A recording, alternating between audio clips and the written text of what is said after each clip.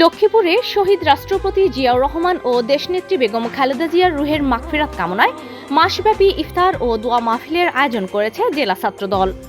পবিত্র রমজান মাস জুড়ে পথচারী ও ছিন্নমূল মানুষের মাঝে প্রতিদিন ইফতার বিতরণ করা হচ্ছে।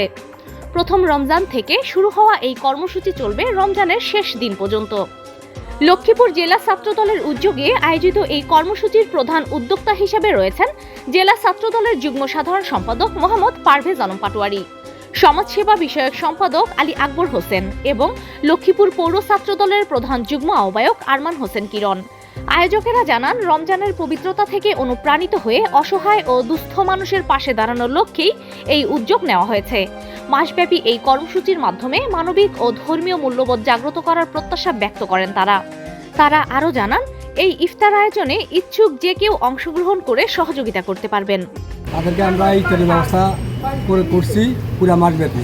সারা বাংলাদেশব্যাপী ছাত্রদল সবসময় মানুষের কাছেই থাকে, মানুষের বিপদ আপদ সবসময় ছাত্রদল সবসময় পাশে থাকে। আর বিশেষ করে আমাদের শহীদ প্রেসিডেন্ট জিয়াউর রহমান এবং বেগম খালেদা জিয়ার রুহের মাগফিরাত কামনায় আমরা আসলে এই উদ্যোগটা গ্রহণ করেছি।